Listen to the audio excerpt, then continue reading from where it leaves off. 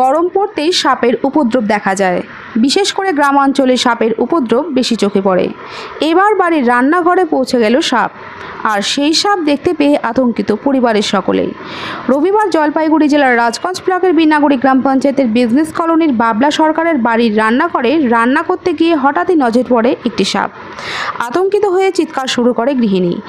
সাথে সাথে পাড়া প্রতিবেশী ও পরিবারের বাকি সদস্যরা ছুটে এসে দেখতে পায় বিশাল আকারের সাপ।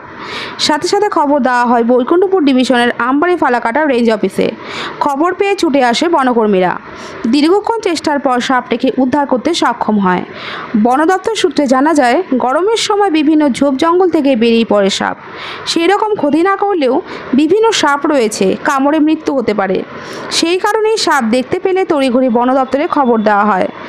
বনকর্মীরা এসে উদ্ধার করে নিয়ে যাবে। যে সাপ আজ উদ্ধার করা হয়েছে বৈকুণ্ঠপুর জঙ্গলে তা ছেড়ে দেওয়া হবে।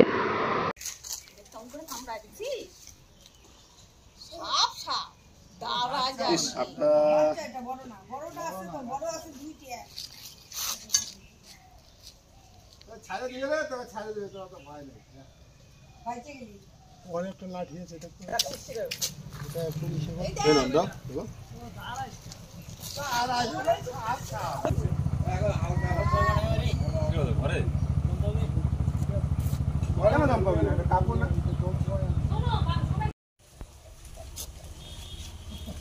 ধাওয়া করি যা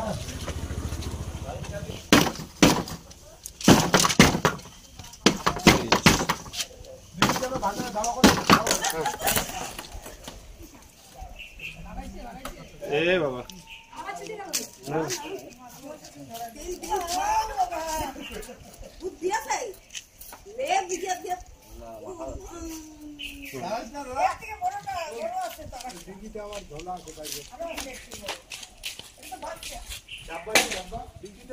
ডাব্বা না হলে ডিগিতে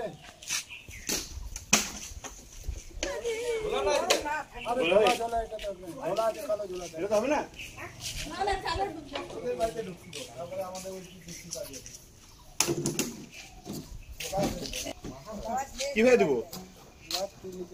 নিচে রাখবো না ধরতে হবে? না ধরতে হবে।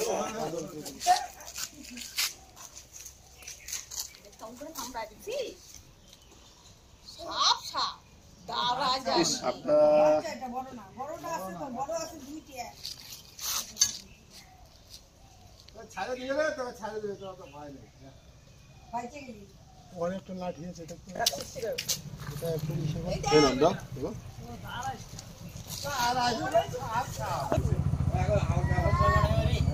ঘরে